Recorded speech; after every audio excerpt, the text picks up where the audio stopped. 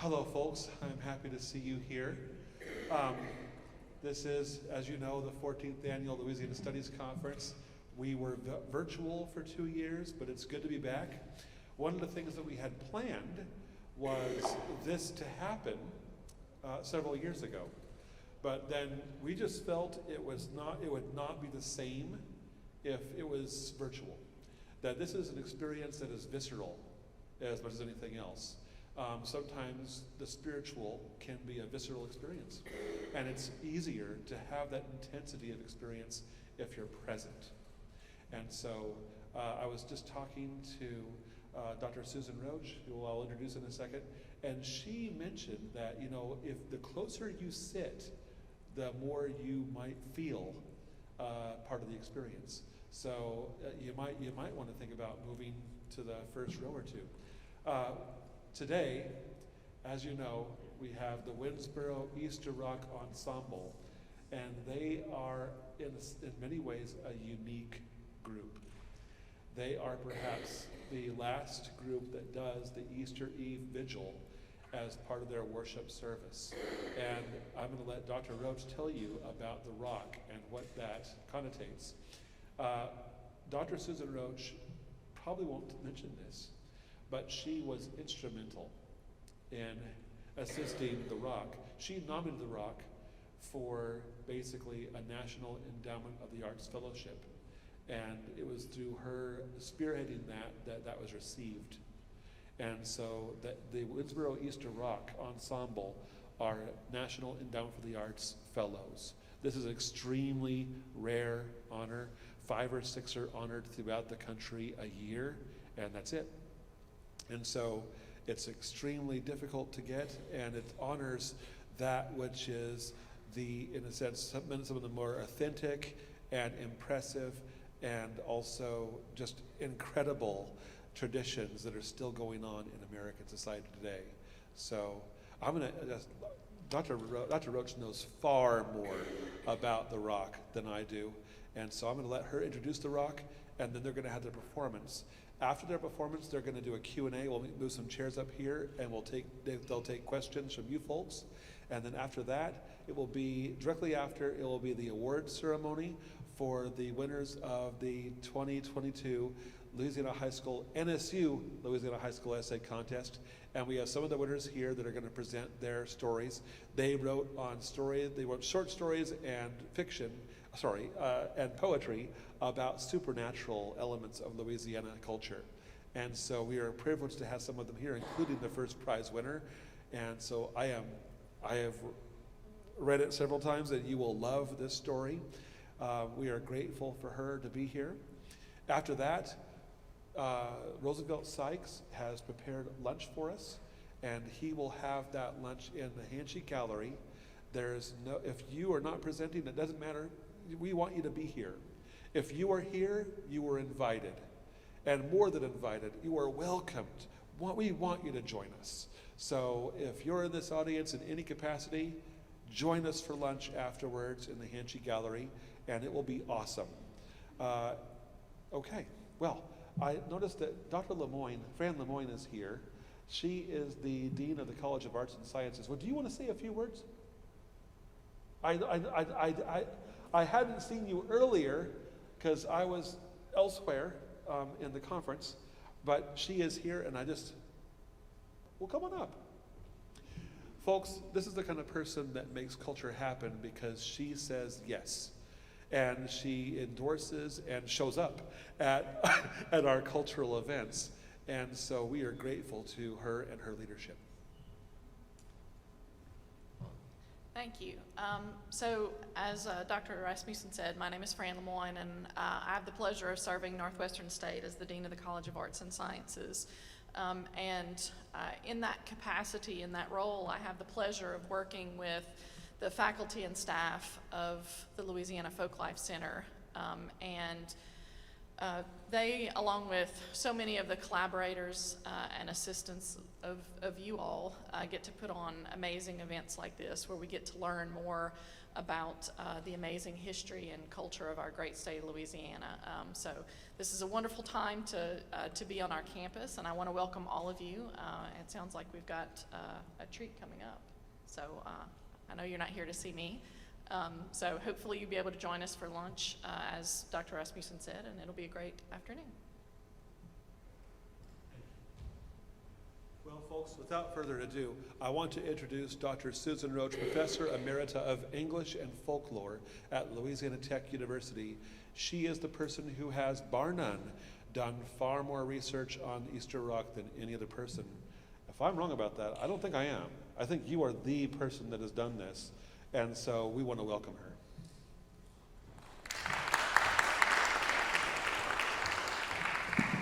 Thank you, Dr. Rasmussen. He's always done a wonderful job, and I'm so thrilled to be here again on this stage. Normally it's my stage for the state fiddling contest, so I hope I'll not break off into a fiddling story in the middle of this. But anyway, thanks so much to the conference chairs for inviting us to be here today. This is such a treat. We've never done an academic conference presentation with Easter Rock, so this will be an interesting and new experience for us. I thought since this was an academic conference that you expected maybe a little paper, so I kind of did a quick introduction for Easter Rock in a paper format, and I will just read it so that it will keep me on track. Otherwise, I might go on the whole hour. But it's just been such a privilege to work with Hattie Addison Burkhalter and her daughter PK and her other family members who are here. I think maybe her sister Pearlie is here somewhere. I don't see her right now. I heard she was here. But it's just been an honor to work with this wonderful group since 1994 when we first found it. You'll hear more about that later. I was honored to be asked by Heather Hodges to help nominate them for their National Heritage Award. And by the way, if you want to see that results of their National Heritage Award film that was made on all the recipients of the 2021 award, you can just Google National Heritage Award Easter Rock, and it will take you right probably to a film clip on the rock, and you can see it in its original context. But I want to provide some context on the performance that you'll see enacted in a few minutes. Easter Rock is a calendrical ritual held on Saturday night, Easter Eve, and is full of what we call multivocal, creolized symbols commemorating Christ's death and resurrection. Scholarly history on the rock, though, is sparse. According to scholars Janet Sturman in 1993 and Joyce Jackson in 2006, Easter Rock probably grew out of African American religious ring shout traditions. The rock seems to have originated in Northeast Louisiana plantation Baptist churches in the Mississippi Delta floodplain. And it was in the antebellum pre-Civil War period and is still practiced, as far as we know, only in Winnsboro, which is located up in Claiborne Parish. It's like a parish or two over from the actual river. But the first scholarly article on Easter Rock was in 1942 in the Journal of American Folklore. It was written by Lee and Mariana Seals, and they stated that the participants from Concordia Parish, which is right by the river, noted that tradition predated the Civil War, and that's how we know something about the dates. They always said, oh, it was before the war.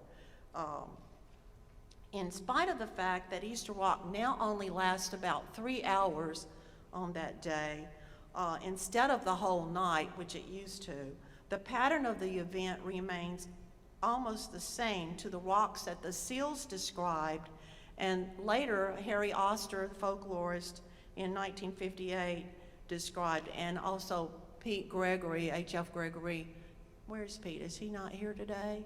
Oh, he's hiding back there. Hi, Pete. He wrote about that in 1962.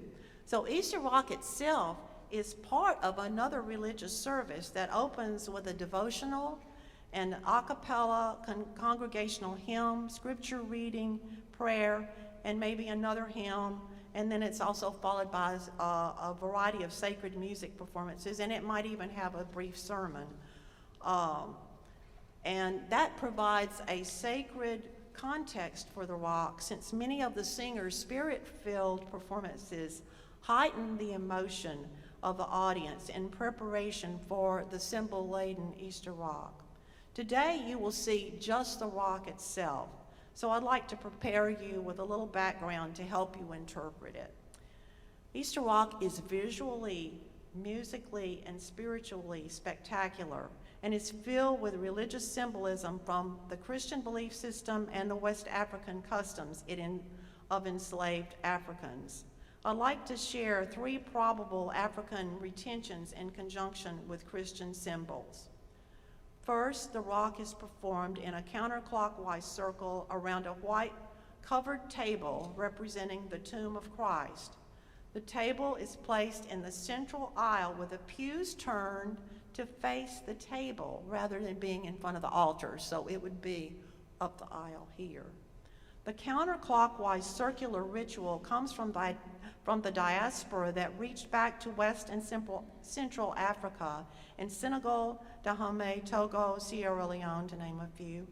In this belief system, Joyce Jackson says, the circle was central and was associated with rebirth and unity, symbolizing the unbroken circle of life and the sun. Circular religious dances and ring shouts are also found in the Caribbean and among the Gullah Geechee people of the Carolina Sea Islands. Second, Easter rock is led by a person carrying a circular banner said to represent Christ's cross. However, Janet Sturman's study of Easter rock suggests that the banner may be a recreation of the kinds of banners found often in African processions, especially in funeral processions, or perhaps a silent symbol of the forbidden drum. Jackson's research finds other African symbolism in the banner by correlating the banner and the counterclockwise circular movement around the table with a Congo sign of the 4 movements of the sun, which symbolizes spiritual continuity and renaissance. That's death and resurrection, of course. And then third, the footsteps echoing off the wooden floor provide the hypnotic drum beat, setting the rhythm for call and response spirituals. As the rockers sing old spirituals that tell stories of victory over death and hardship, their feet keep the rhythm with a side-to-side shuffle step on the wooden floor, echoing the drums. Today, as we witness this ritual tradition, I want to ask you to consider the ritual perspectives developed by Arnold van Gennep and Victor Turner. I know some of you remember them, and examine the symbols and the structure of Easter rock with me. Victor Turner expanded on Van Gennep's concept of the process of rites of passage, focusing on the liminal phase and its anti-structural properties. Now, because Easter rock falls after the first full moon occurring on or after the spring equinox, it fits into Van Gennep's calendrical category and can also be seen as a rite of rebirth. Thus, it serves as a means of renewing believers' religious faith in Christ as their Savior. Turner describes ritual celebrations as, quote, a time of transcendental ecstasy comprised of renewal, a recycling of energies, and a confirmation of structure, unquote. Easter rock celebrates the transitional passage of Christ from the separation from the world in his crucifixion, his liminal time in the tomb, and his resurrection and rejoining into the world of the living.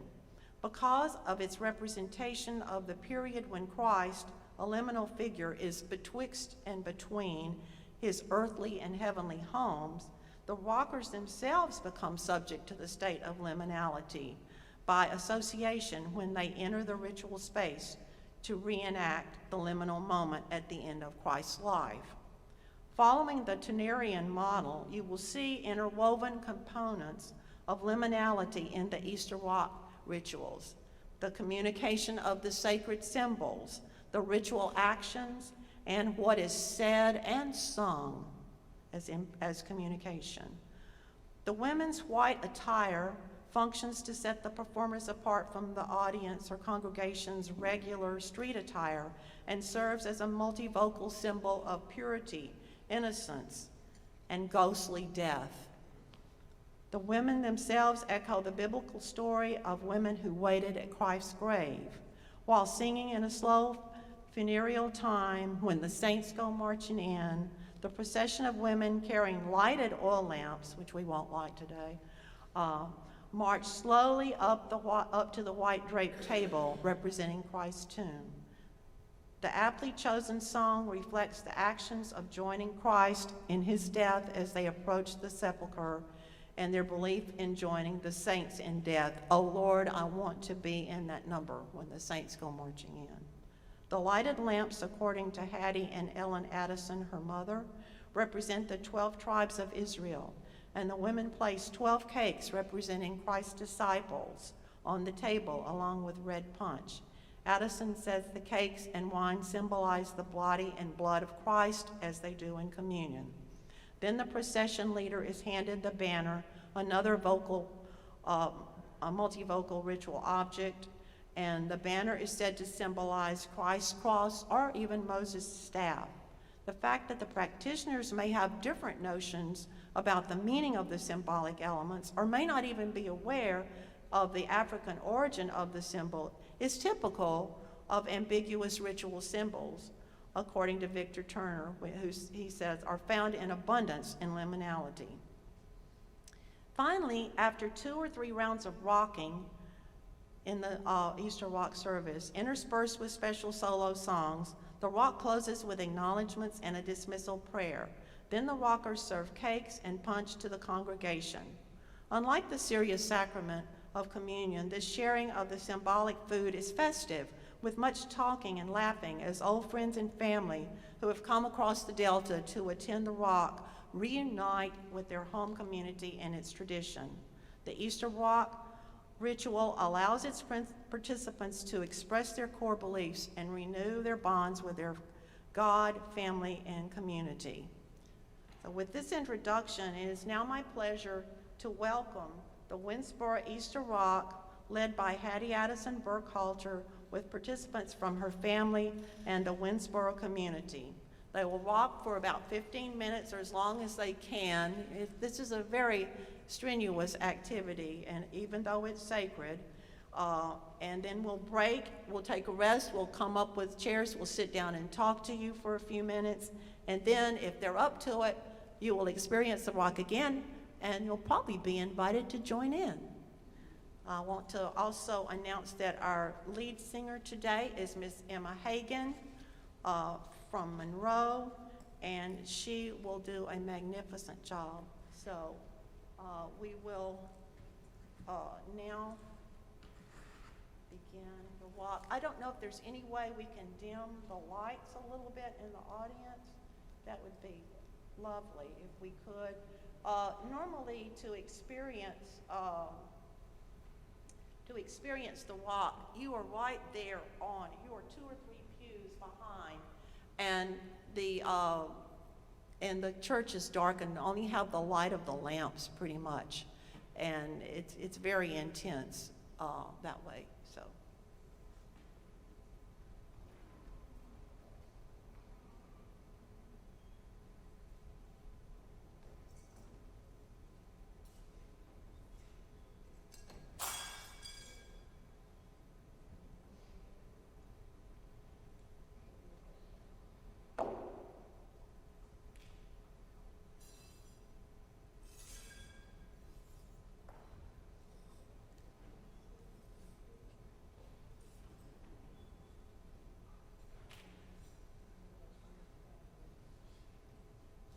When I rose this morning,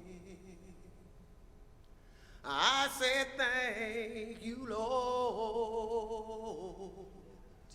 When I rose this morning, yeah, I said, thank you, Lord. When I rose this morning, I said, thank you, Lord. When I rose this morning, yeah, I said, thank you, Lord. The Lord is my shepherd,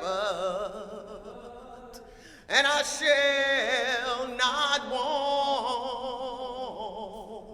The Lord is my shepherd, yeah, and I shall not want.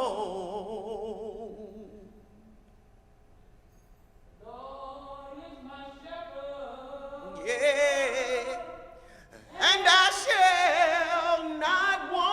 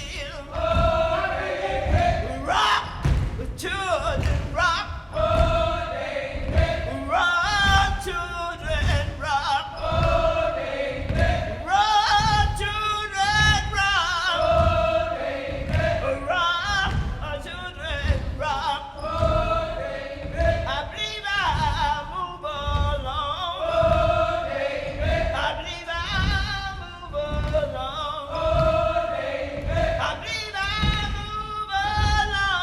Oh, amen. I believe I move along. Oh, amen. I believe I go back home. Oh, amen. I believe I go back home. Oh, amen.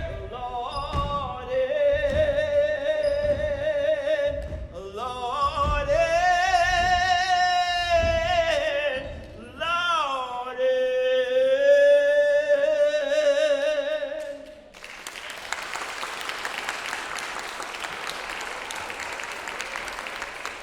That was Emma Hagan with the Howler. And now we're going to move up some chairs and have a brief conversation. So we'll have a group joining us, and we'll just take a minute to set up here. Up here. And Hattie Addison Burkhalter. And right here, while she's standing here, come up here, PK. I want to introduce the young woman who is really coming along in the now generation. Her daughter, PK Lakita Addison Levy, and she has just been instrumental in helping her mama get everything done. So, thank you, PK.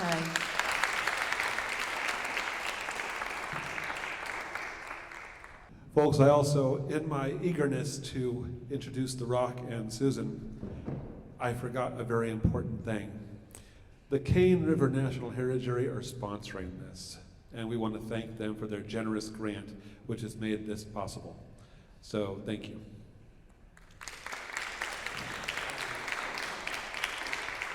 I'll just stand over here for a moment. We're going to talk to different people about their rock experience, and we're also going to hear some background on how we happened to get the rock here today. And you know, Easter Rock is it's a public event in a church, but until 1994 it had never been held anywhere but in a church, as far as I know. And after we documented it, I'm gonna let somebody else tell that story, but after we documented it, I said, wow, wouldn't it be great to present this at the Louisiana Folklife Festival? And I went and talked to Hattie about it, and she talked to the rockers, and they discussed it, and we thought we could provide a little bit of a sacred context by opening with a old hymn like we did today with Miss Pearlie and Miss Emma here, introducing that hymn to you. And then we had the rock on top of that. And we did that at the festival, and people loved it, and it became a staple. And after that, they traveled to Jazz Fest. They traveled to the National Mall, to the Smithsonian Festival, American Folklife, as it was called then. So they've basically been all over with this performance now. But the reason we're here today, really, I blame it all on Miss Annie Staten. So Annie, do you have a microphone there? Could you tell how you happened to find out about the rock? We were having a Delta Folklife field school, and Annie was a librarian at Drew Elementary, and she was one of our students, and Dr. Gregory was one of our teachers, and Pete was telling us about the Delta. He knows everything about the Delta, and you can read some of his essays in Delta Pieces online. And he was telling us the rock was about gone. He didn't think we would find it anymore. But Annie, you had an experience that negated that. Good morning, everyone. My name is Annie Stewart Staten, and I'm from Rayville, Louisiana, which isn't that far from Winnsboro. And being a student at the community school, where we went to learn about how you could document traditions that were passing away in the African American community. I'm the youngest of 7 children. My dad was a minister. He pastored 3 churches, more than that, but 3 that I can remember, and one of them was a plantation church. So I was very, very interested in the history of what was going on in the African American community. So when I was in class and I heard about the Easter Rock, it piqued my interest. So I went home and asked my parent about it, and my mom knew a little bit. She had gone one time, but she hadn't gone anymore, down in Mangum, Louisiana. So we went to a funeral with my cousin, R.B. Kelly, who grew up in Winnsboro, and I was asking in the car about asking the people in the area where the funeral was about if they knew about Easter Rock. So R.B. said, Easter Rock? He said, I'm going to Easter Rock tomorrow. That was like on Friday. And I said tomorrow, which was good for, it was a Saturday. He was gonna go to Easter Rock, and it was on a Friday. So he said, I'm going to Easter Rock. So I said, and I started telling him about it, and I said, this is the same Easter Rock I'm talking about? And he said, yes, and he told me it was in Winnsboro, and he had grown up going to Easter Rock. So I immediately asked my husband if I could go, and with him, he said, yes. So then I said, well, what about my teacher, Dr. Roach? And he said, yeah, you can call and ask her. So she said, yeah, she wanted to go. So Good Friday, we headed down to Winnsboro for the Easter Rock. I was like a child with a new candy cane. I had never seen the Easter Rock. When I saw it for the very first time, I was blown away. So after viewing the Easter Rock, I went on to start interviewing people. I went back to my hometown in Rachael. I asked some of the older people there. Some of them had a memory of it, but it wasn't very much because they had it, but it didn't last. So really, Winnsboro was the only place in North Louisiana that I was able to locate someone who was doing the Easter Rock. And at that time, the Easter Rock was like, back in the day, let me just give you a history on the Easter Rock. The older Easter Rock, I was told, was like when the blacks were living on the plantation, the sharecroppers. This was a big function for them. So on the Saturday before Easter, they would have the rock, and they came from miles around. Now keep in mind, there was no internet, we weren't texting anybody, so all they could do, by word of mouth, it went from plantation to plantation. And the people would come, some of them came on buggies. Ever how they could get there, they were determined to get to the Easter Rock, because it was a big thing in the African American community, and it was religious, but it was also a form of socialization for them coming from the various plantations.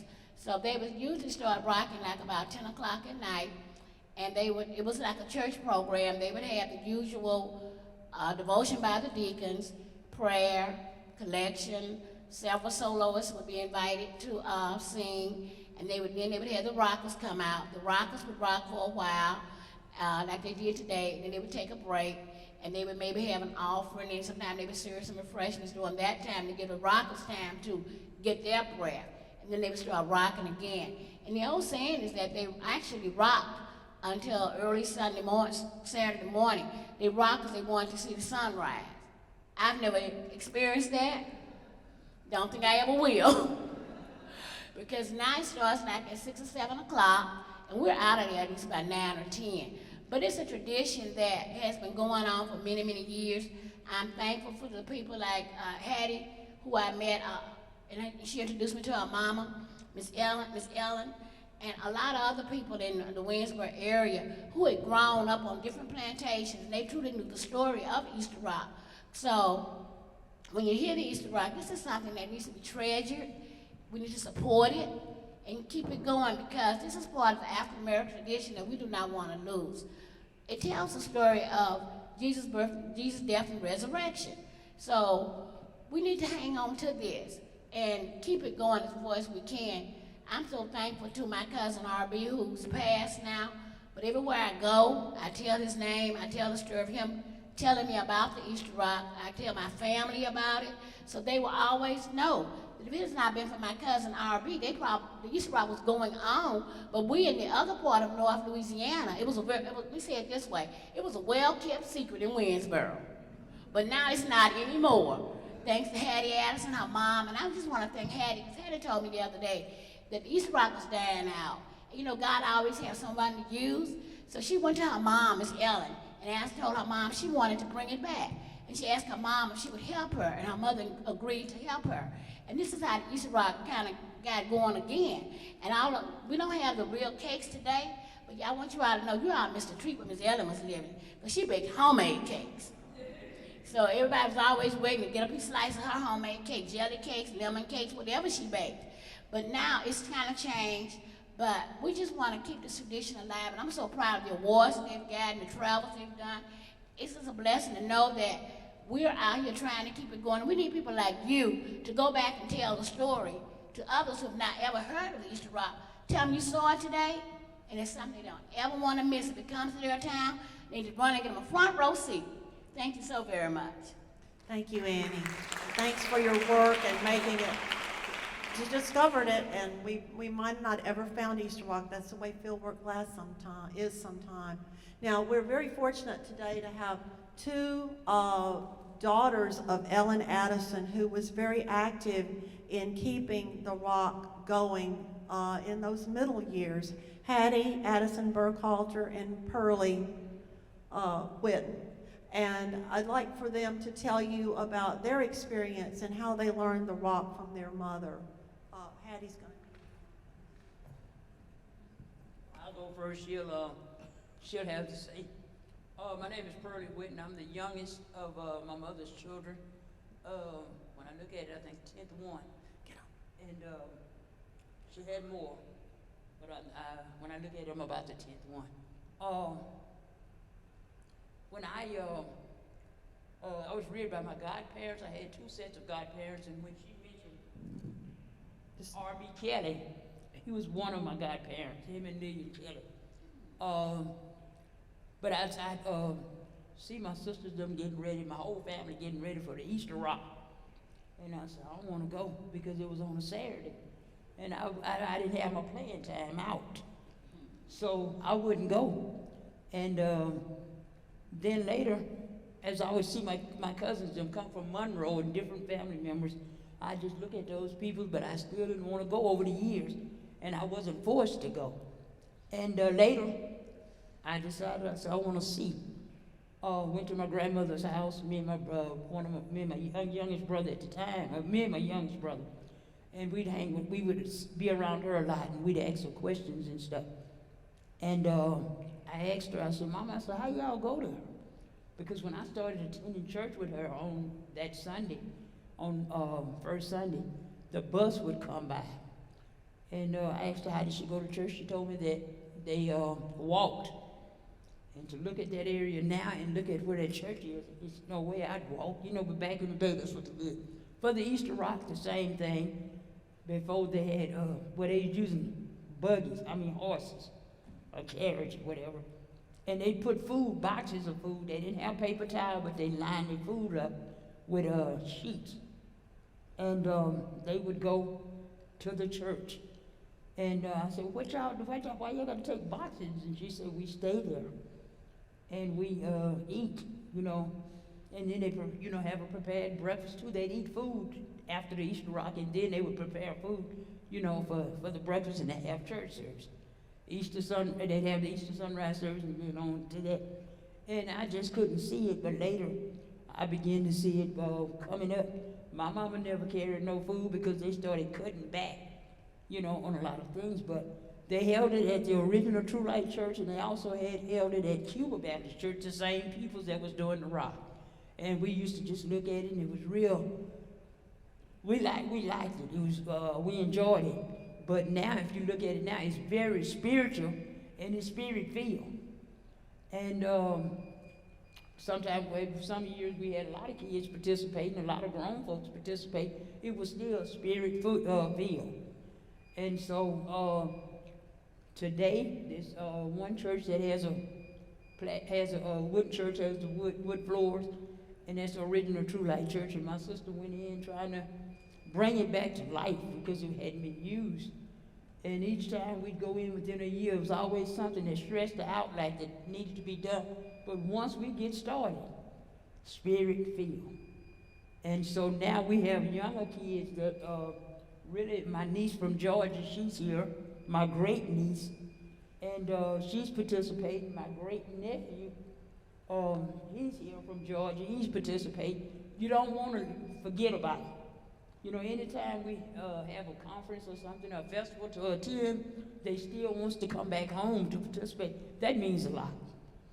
So I came under my mother, my sister Hattie there, because me and some nieces and her kid said we can do better than them. We can rock better. But when you think you're trying to rock better or do better than anybody else, when that spirit hits you, you got to move, you got to rock, whether you don't get tired. So I thank her for trying to show us just what it's all about. Thank you. Thank you so much, Pearlie. Hattie?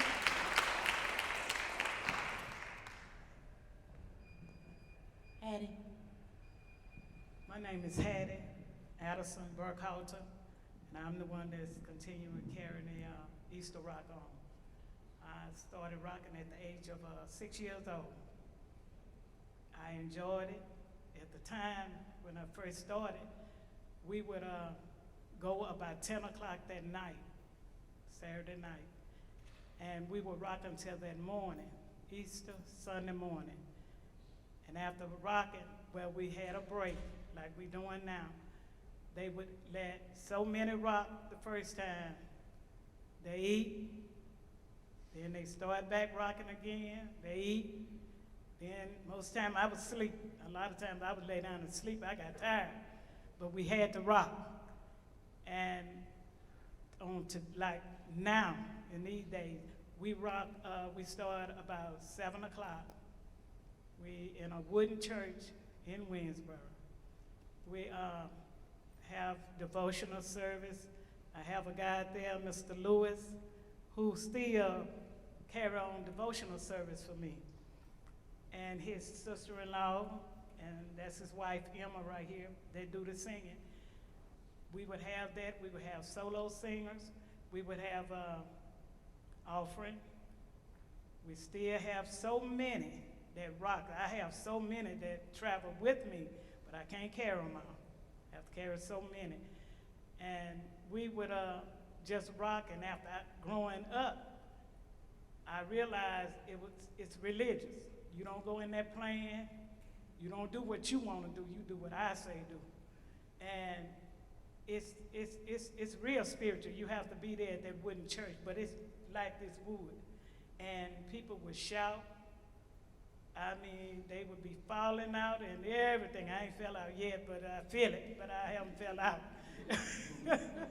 But anyway, my husband was rocking with us until 2018. He was 104 years old, and he was rocking. He had never rocked in his life until he met me 33 years ago, and he rocked. So I'm about the oldest, Emma and I, and Emma, the other Emma, we're about the oldest one that's rocking now. The older people, most of them is dead and gone, but I'm gonna carry it on, and I have grandchildren, children, nieces, nephew that's continue rocking, and they enjoy it. Whenever I say to rock, they coming. So we practice, and I've had some Motor John in, and I have a brother that's here, and that's my sister Pearlie. And we ask you all to just continue to pray for us, and I thank Annie Staten for finding us, and then Susan Roach for continuing keeping us going. Thank you. Oh, Hattie's the one that keeps it going. That's what keeps her so young too, is rocking. I think it's a real good exercise, and they rock. And I want to. We're going short on time. We hadn't even gotten to our Q&A, and we haven't gotten to all of our panelists either. We have Emma Blackshaw here, and is that right? Did I get the name right? And who led the beautiful hymn at the opening when I woke up this morning. Mr. Booker used to sing that for the rock every time, and he said he sang it every morning. Wait, Annie, did you want to say? I just wanted to say, some of you may not be familiar with the singing that they were doing when I rose this morning. That's what we call a Dr. Watt in the black churches. Back in the day when we had devotion, when we started church, we didn't start church without the deacons. They were very important. The pastor would bring the sermon, but the deacons set the tone in the church.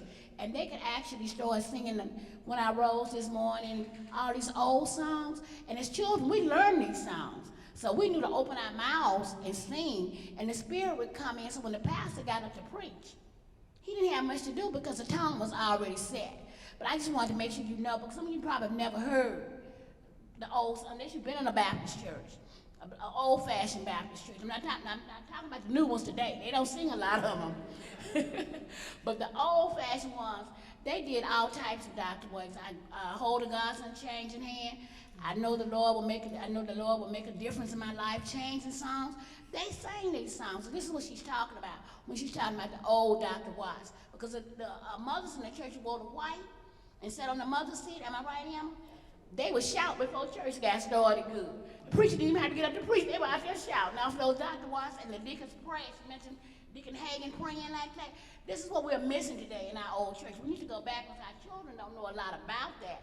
But I'm a hush because I'm a preacher's daughter, and it won't take much for me to give me a text and start preaching. Now, while we're talking about music, let's pass that down to Emma Hagan. And I'd just like for her to get to tell a little bit about how she came to be the song leader, to call the songs out for the call and response. How did you come to do that, Miss Emma?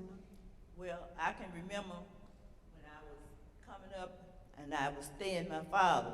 And my father used to sing at the Easter Rock, a Morning Pilgrim, original Morning Pilgrim Baptist Church. And it was out in the country, like we would have people to come, you know, and watch. So my father would sing for it. Him and Mr. Fred would sing for it. So my father couldn't go. And when I got there that night, Reverend Allen, Mr. Fred had told Reverend Allen about it. Say, that's his daughter that make her sing. So I got up, he said, you come up and you sing. I say, my dad is not here, my dad you sing. He said, you come up and you sing. So I started singing for the rock. And when I started singing for the rock, I enjoyed the rock. I never was the type of person that tried to get up, you know, and rock, because those people in those days, they was rocking, baby. And if you got in the way, you're gonna get knocked down, because they was rocking. They was rocking. When they say rock from side to side, they was going from side to side. Now people have these dances they call, you know, these dances you doing now, these young folks doing, baby, they was dancing for Jesus. And when you say rock, when they say rock, you rock. And they stop, and it was a long time. They would rock a long time. And they would rock till morning. And when you see the people coming out, when they marching out saying, old hymn, baby, they had old hymn and Dr. Watt. In them days, they sung. And I'm just gonna sing. I'm gonna sing a hymn that my father favored. He used to sing all the time.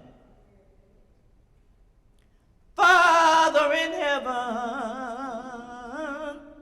show will answer prayer. Father in heaven, show will answer prayer. If you're talking about Jesus, he's a friend.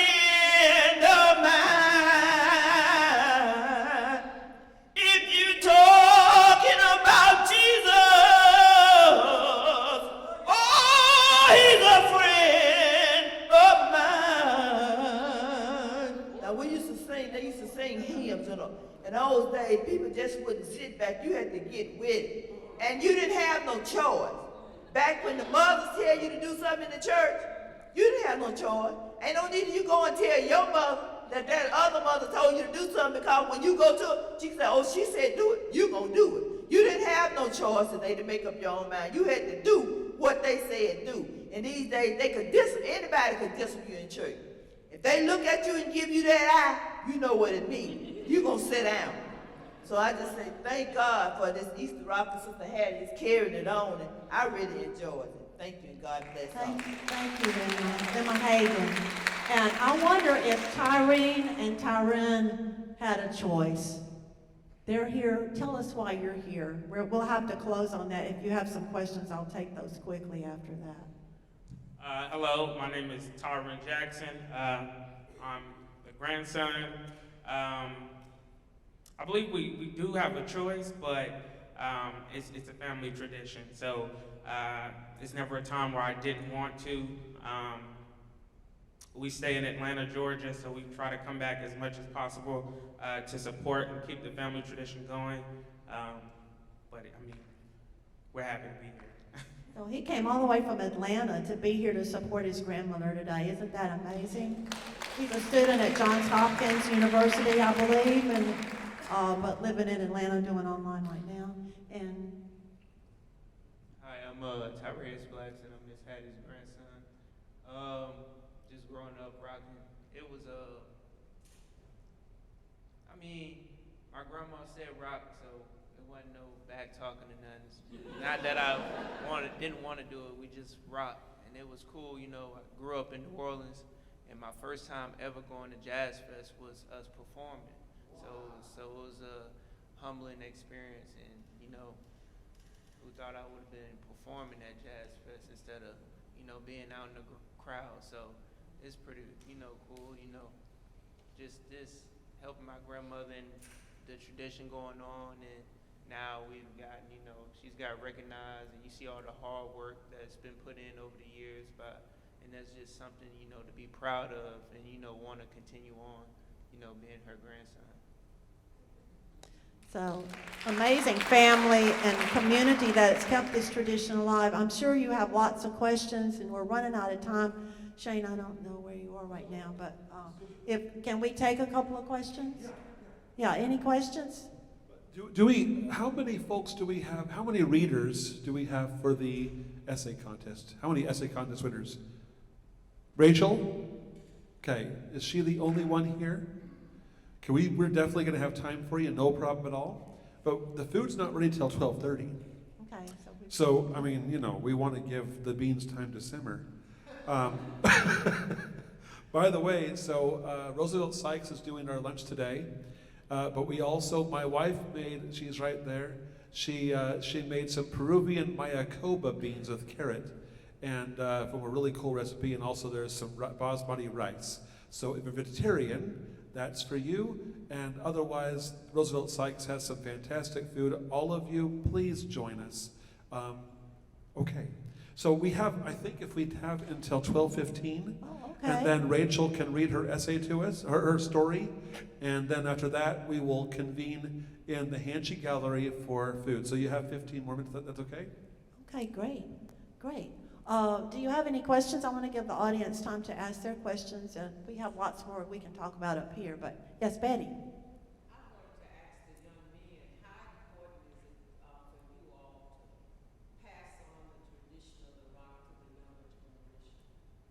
How are they going to be able to pass on? How important is it to you young men to pass on these traditions to other generations? Now, mind you, this has been a women-led event since the first of it, as far as we know. But men have been allowed to participate occasionally. It has to be a special connection, I think, is what I've been told. And these two young men obviously have a special connection, being grandsons of the leader here.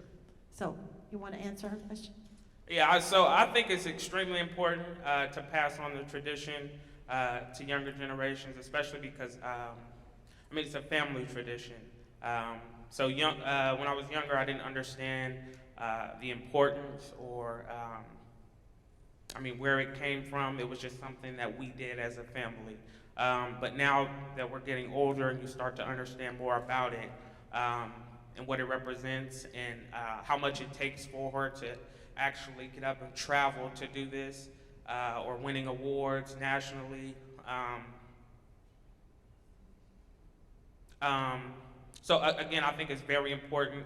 We bring my sister here, she's 9 years old. My brother, he's in college, he's been doing it since he was a baby. He's 18 now.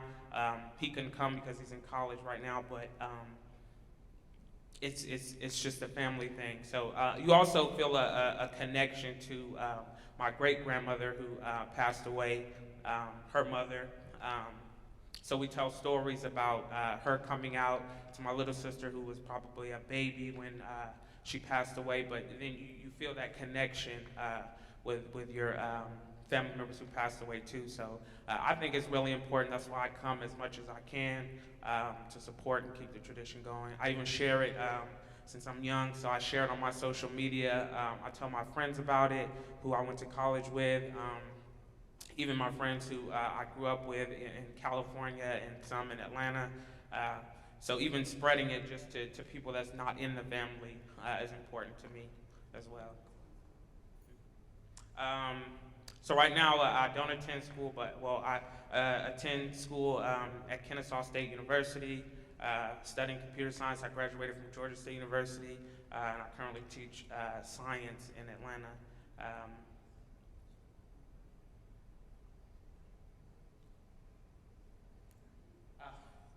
And I previously attended Johns Hopkins University as well, studying computer science. That proud grandmother over there, yeah.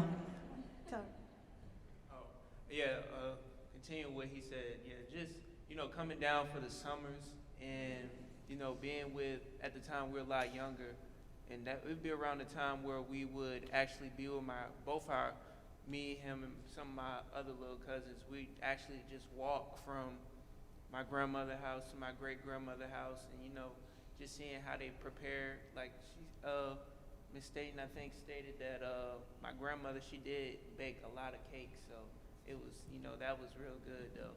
I loved her cakes, so. Yeah, I came for the cake. Yeah, the cake. The cake is definitely one of the things that we enjoyed. And, just now, a lot younger, I didn't really, a kid, you just wander around just trying to live, but now I realize how important in the preparation my grandmother goes through to get everything. She irons all the skirts, we were supposed to come here and she's calling me. I'm in school as well, I attend UL, I'm a kinesiology major, but she's calling me months and months and months ahead. Hey, we gotta rock. So, just all that she does, and she really puts her heart and time into it. And I'm just so grateful, to be a part of that. And, seeing how everything comes together, and it really makes it like family. Like especially being able to show everyone, how we do it. Especially her being recognized by the president and everything, getting letters. So it's pretty, cool to, want to continue on the tradition. any other questions? I want you to know that, I was talking, I don't know. I want you to know that we keep referring to this as an African-American tradition, but I've been going since 1994, and I want to let you all know, it's just not it's an African-American tradition, but it's well attended in Winnsboro by Caucasians too. Because back in the day when the African-American were sharecroppers on the plantation, they told the person's place they were living on about what was going on, and they were curious. So they came out and they rocked too. So I just want you to know, we claim it, but Caucasians participated too, okay? Yeah, I remember your cousin, R.B. Kelly, telling us when I was talking to him as we rode over to Easter Rock that first time, that I believe it was the first time. Anyway, he said, he used to love it when the whites would come to the Easter Rock and they would join the rock later on. Like I said, we might get a chance to rock. I don't know if we're going to have time or not, but he said they would join the rock, and he thought that was so beautiful, everybody rocking together. It just really touched my heart when I heard that. And so it's a really special point, Annie, to make on that. Other questions? Yes. I attend a lot of events, but I don't know how many times I've ever even been in the same room with an NEA fellow on a national level. And I suppose my question to Ms. Burkhalter about, did that change your life? It wasn't been like being an NEA fellow? As I understand it, that's pretty much as high as you go in the arts world. That's pretty much the top now. He wants to know if the National Heritage Award changed her life in any way, because it's such a special award. Yes, it made me feel better, I know that. But I know the old saying with my grandmother and grandfather and all of them saying, if it's such thing as shouting up there, where they is, then I know my mother, my grandmother and them is rejoicing, because they never thought it would make it this far. But I growed up in church.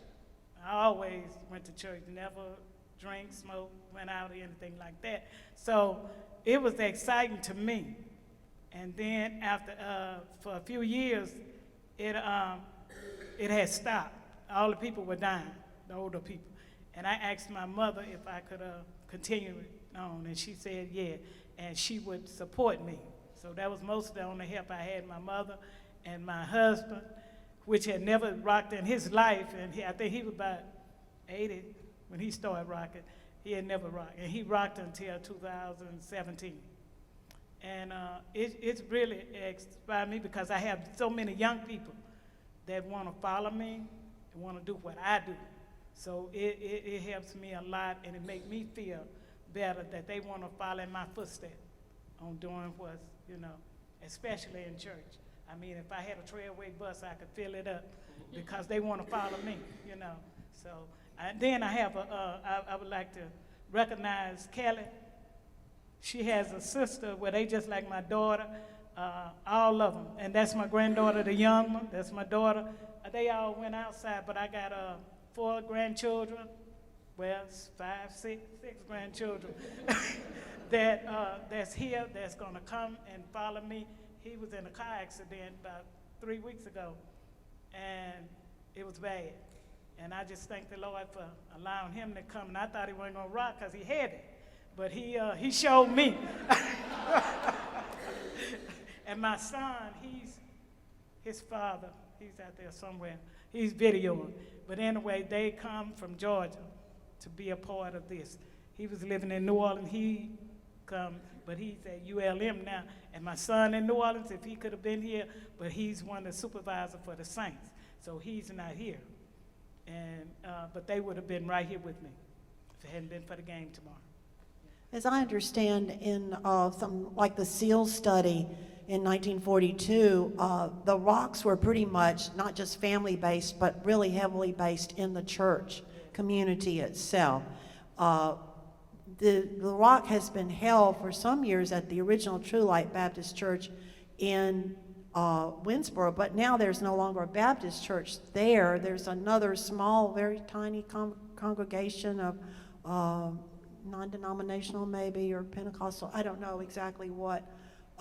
Patty, you might want to speak to that. It's still, we having it at a little building now where it was a church, but it's not wooden. And we want to continue to have it there at original. The name of it was Original True Light Baptist Church. But now it's Original Church of God in Christ. But we still planning on next year having it there, but the church has gone down because they don't have any members.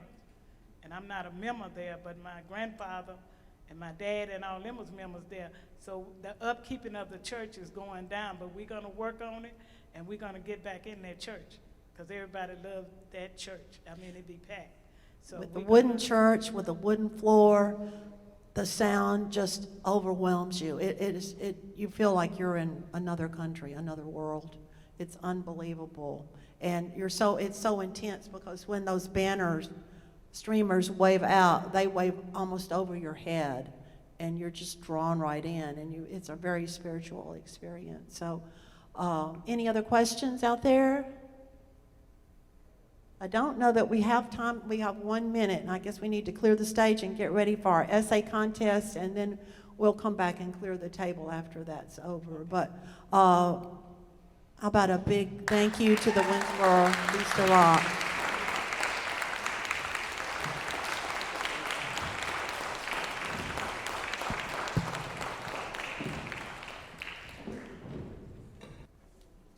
Thank you, folks. We promised it would be awesome, and it was. So we wanted to take some time now to recognize the winners of the 2022 NSU Louisiana High School Essay Contest. And our theme was the same as the conference theme, Supernatural Louisiana. And so entrants were invited to write a folk or fairy tale with Louisiana setting, or a fiction or poetic text as a supernatural component and Louisiana setting. And we had so many entries.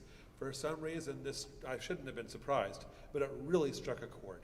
And so we had over 100 entries from all throughout Louisiana in the 9th through 12th years of high school, from homeschool students, from private schools, from public schools. It was just really neat. Jason Church, who is here, in fact, he's right there, he was co-chair of the contest committee. He said, I have read the high school essays for several years now, and this year had some of the stiffest competition that I can remember. This is true. I am delighted this year's essay theme brought out such great creativity and enthusiasm from the writers. All that submitted should be proud of their efforts. We are pleased to have the privilege to publish this year's winning stories and poems. And these essays, the winners, will be published in the Louisiana Studies Journal. And so we're so grateful to have that privilege. This set of stories set a high bar. And that is the truth. They were incredible.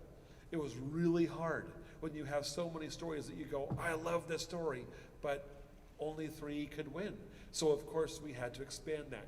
So we had 3 honorable mention stories and poems, and even then it was like, there are some we had to leave out that we didn't want to leave out. Dr. Rebecca Mistajeski, who is the creative writing director here at NSU, and she is right there, she said, this is my first year reading entries to the contest. I was continually impressed with the level of inventiveness, detail, and suspense these young writers showed in their work. It was an honor to read their accounts of the strange and wonderful Louisiana that lives in their imaginations and on the pages of their poems and stories. If I'm lucky, maybe I'll get to work with some of these writers in my classes at Northwestern someday. So each of these winners received a cash award, which I have right here. I'm just getting this out. So we're not going to mail that to Rachel. We're going to give her her award today. But also, Rachel receives an NSU award of $200 per term if she attends NSU. So, Rachel, do you want to come on down? The other winners of the contest are not able to be here, which I'm sad to say that, but Jessica Chu of Caddo Magnet High School in Shreveport won 2nd place for her story Everyday Ghosts. Carolyn Willimon, also of Caddo Magnet, won 3rd place for her story The Cat and the Fiddle. Alex Dupuy of Bill Schaas High School for her story Youth Mask. Anna Jean Eves of Catholic High School of Point Coupé for her story Mama T. And Cameron Gresham of Dodson High School for her poem The Breathing Bayou. And this here is Rachael Bergeron of Catholic High School of Point Coupé for her 1st place story The Howler Sunset. But before she reads her story, Rebecca, can you come on up? And Jason, you were on the contest committee? We want to give you the certificate. This is the 1st place certificate for the having won this award, and also we want to give you your check. And I'm not sure what you'll be getting more excited about. Dean Lemoyne, why don't you come forward too? So, Rachel, we're going to have you front and center here. So this is an honor for all of us. This is not quite so impressive visually. This is your check for when you were grateful.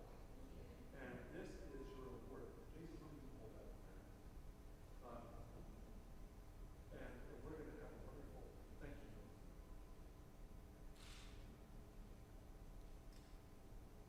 Thank you.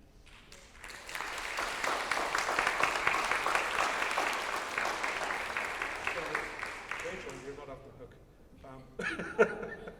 So thank you so much for joining us today. So you're coming from quite a ways. Yes. Wow, how long do you have to drive here to get here? About 3 hours. 3 hours. Oh my heck! And who is here with you? My mom, right there. Okay, and you're going to join us for lunch? Mhm. Awesome, thank you. And now your story, if memory serves, I think it's 32 pages long. About. I'd say, yeah. Right. And so you're going to give us an excerpt? Mhm. Okay, well great. Well, I'm going to get out of here and let you take it away. Okay. And we're so grateful to have you here. Thank you.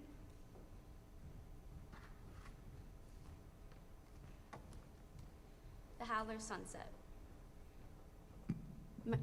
Sorry. Matthew had prepared a picnic for the two of them in the woods by the lake.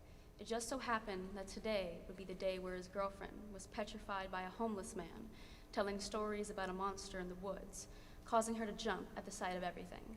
After their wonderful interaction with the junkie, Matthew reassured Marie that everything was fine and the drunk would get help. "What's a rougarou?" Marie had asked him then, repeating the homeless man's words of his attacker. He smiled. "It's this stupid little thing that parents used to tell their kids to make them be good. It's all made up, though." He looked down to find Marie still staring at the man walking off. I'm sorry. "Oh, it's okay." "Hey," Matthew said sweetly. "It's fine. Everything's fine." They continued to walk by the lake and talked about school, summer, and each other, trying to push the junkie out of their minds.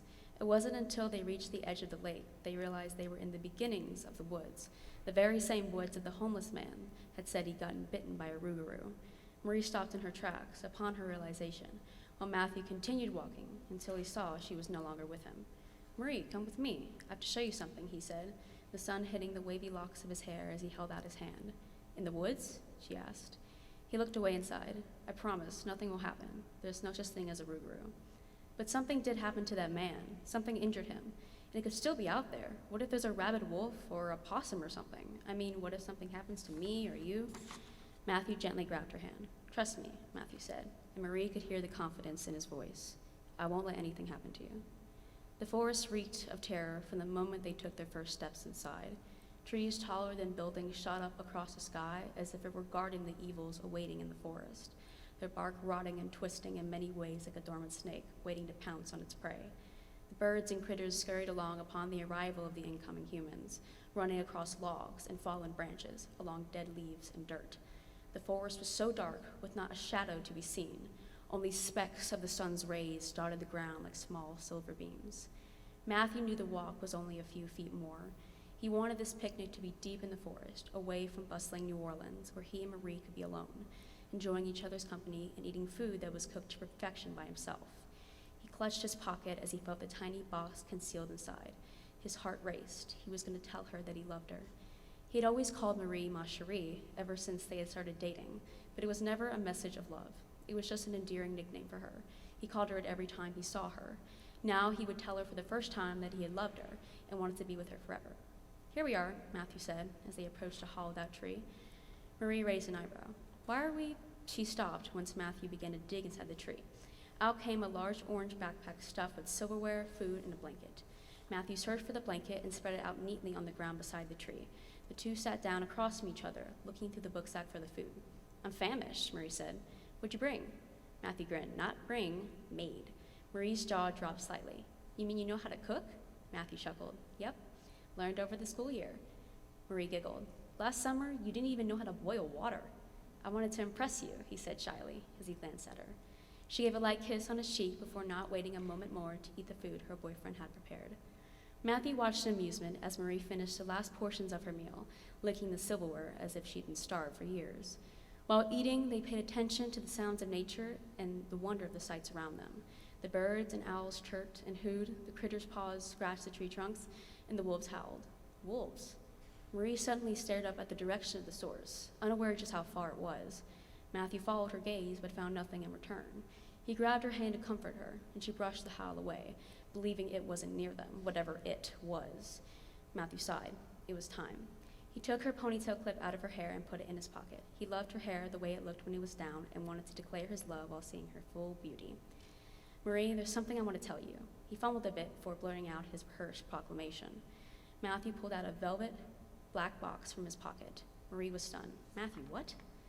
"I've loved you since the moment I've met you, Marie. I mean it. I love you so much it hurts every time to see you go at the end of the summer. I want to be with you forever." He took her hands in his. "And when you're ready, when we're older, I hope you'll say yes," Matthew said, pausing to open the box to reveal a shiny ruby placed in the middle of a silver ring. He took the ring and slid it onto Marie's ring finger. She stared for what seemed like forever at the gift in front of her. "Matthew." She knew what she would say. She had it written in her mind ever since she had first met him. But as she looked up to meet his gaze, behind Matthew in the distance was a pair of red eyes staring back at her, glowing like a ball of fire that was going to burn her alive. The fear she had pushed down from the reassurance of Matthew now rose again, and she let out a gasp of terror. Before she'd even registered what or who the being was, it took one step out into a crack of sunlight on the forest floor. Even from the distance she was from the creature, in the moment she had to process the situation, she knew she was in danger. The body of the creature was something of a man, but was bulkier than anyone Marie had ever seen, with the assortments of fur covering every inch of every limb. The creature's tail was dormant behind it, curled at a slight angle just above the ground, black as the night sky and thick like a wolf's. Its legs were hind ones with huge thighs and canine calves that made a dog seem like an ant. Its neck was covered by a mount of thick, shiny fur that adorned across its collarbone and shoulders to its back and swept down like a lion's mane. Matthew saw it out of the corner of his eye. Before he could yell, cover Marie, or run, it bared its teeth and sank them hard into Matthew's leg. He screamed as the monster began to sink his teeth deeper and deeper into his flesh. Marie ran to the picnic basket to search for a knife, and upon finding one, charged at the beast, but it was quicker. With one swipe of its paw, it sent Marie and her knife flying backwards, hitting a tree in the process. Marie tried to sit up and blink and witnessed with fear the situation unfolding. The monster was hunched over Matthew, clawing at his skin and growling with hunger. Matthew screamed as he attempted to attack the monster with full force of his arms, his legs, anything that could stop the pain. But it was no use to try anything, as the monster held onto him with the force of its whole body. Suddenly, Marie saw the knife sitting just a few feet away from her. As the adrenaline kicked in, she hurried, dragging herself across the forest floor towards the knife's location and lifting it up with her right hand. With both hands raised, she sunk the knife into the monster's back and fell to the ground as it let out a howl. The monster whipped around, its eyes meeting hers. She tried to run, but the monster leaped on her in an instant and had her pinned down on the ground. It roared into her face, sending a wave of wind, and she screamed back, thinking it would be her last. But the roaring of the beast was not one of threat. It was of pain, since in the last few moments before Marie would have met her demise, Matthew had crawled to the hunched beast and drove the knife further in its body, reaching its black heart. The beast wavered for a moment before falling onto its side next to Marie. Marie sat up and scurried away as fast as she could. She and Matthew breathed heavily as they waited for the beast to wake up. But it didn't. Instead, the beast lost its fur, claws, pointy ears, long fanged snout, and hind legs. Suddenly, the beast was no longer a beast, but a man. A bald, graying dead man laid in front of the two teens with blood spilling out of his back instead of the monster that had attacked them. After what seemed like years, Matthew spoke. "Marie, help," he stumbled out as he fell, a heap on the ground. Marie shuffled through the forest with her boyfriend groaning from pain with a broken, bleeding leg. Matthew breathed with every step, blood flowing down the path behind them, but he never stopped. While his left leg was limp, his right one was barely functioning, not having as much damage as the left. "What do you say?" he murmured, clutching his diaphragm as he looked up with his good eye at Marie, her face shining with beauty, even with blood and bruises scattered over it. "What?" "My proposal," he said, as he felt the velvet box that was still in his pocket, surprisingly. Marie didn't look at him. "Not right now, Matthew, not right now." Matthew would have protested, but his mouth gave up as he used the rest of his energy to shuffle forward. Marie noticed after a while that Matthew was getting heavier and heavier to carry, which was odd, considering how he wasn't much bigger than she. She glanced at him. He was sagging into her arms and was no longer moving his limbs anymore. He had passed out on her shoulder. She gasped and frantically laid him down, trying her best to give compressions and breathe into his mouth. She sobbed hysterically, pounding on his chest harder and harder, breathing into his mouth faster and faster. He was gone. Without warning, Matthew's body began to twitch and shake in convulsions. His neck changed into a flap of fur that went across his body like a scarf. His body transformed into muscles that tore through his clothes, with hind legs that bent backwards and claws that were like butter knives. Marie stood back in horror as Matthew, or the beast, growled and shook furiously and sniffed around. The monster sat up, peering around before landing his eyes on Marie. She took one step back. A growl was emitted from the beast. The next step was not a step, but a running leap as Marie took off in one direction, the beast racing behind her. Marie ran with all her might, sprinting and jumping with every movement. The beast caught up with her, of course, but it was not without effort. Marie screamed as the beast bit her arm. He pounced on his prey as Marie attempted to run back to the spot where Matthew's belongings and clothes still laid, hitting her head on a rock, almost missing a cliff that lay nearby. Blood poured out from Marie's head as the beast stared down at her in fury. Marie breathed frantically as she knew what would come next, welcoming death. Then, in the corner of her eye, she noticed the familiar device that was held out to her just a few minutes ago. The velvet box sat within arm's reach of her, the lid open and the shiny ruby ring exposed. In a moment of weakness, she yanked the ring out of its place and held it up to the beast staring down at her. "Matthew, it's Marie, your girlfriend," she cried, holding it up in front of the beast's eyes. "Your future wife," she giggled, but it was not out of happiness. The monster at first seemed to show recognition. The beast ceased to growl for a moment and merely looked at the ring. But the hope of Matthew returning was over as the beast swatted the ring away from her hand and bared its teeth at Marie once more. Marie sighed and cried. This was it. Death was certain for her. Before her mind could accept her fate, her hand reached to her side to find the nearest thing before driving it into the beast's red blood eyes. Marie heard a cry of pain come out from the monster. She blinked as she realized what she had done. She had grabbed her hair clip, the hair clip that Matthew had stuffed in his pocket, and stabbed the beast in the eye with it. The beast stumbled back as it held its eye, landing next to the nearby cliff filled with rocks and small trickles of streams. Without registering, without thinking, Marie stood up and pushed the beast off the cliff. With one swipe of a claw and a cry, the beast tumbled down into the stream, and Marie watched as the beast landed on a rock with a crack. The beast, immobile, turned back into Matthew, and he lay there with the hair clip stabbed in his eye, his leg still bleeding out. But this time, he truly was dead. Marie lay there staring at Matthew, gasping for air that she could not receive, until she got up and continued walking. By the time she made it out of the forest, the sky was a beautiful sunset that gleamed assortments of pink, orange, and yellow, and the sun shone dimly as it reflected in the ocean water and in the glass of the buildings. Marie watched the waves move as the sun hit her face. She stumbled hurriedly to the sand, blood coming out of her arms and legs, her eyes swollen from her attacker, and her body limping from pain. She knelt on the sand as she looked at the sun, its bright colors beckoning her to see beauty. But all she saw was Matthew in front of her, smiling, his glossy locks and freckles in the exact same places, his toothy grin smiling back at her as he reached his hand out towards her. She started to lift her hand before everything went black.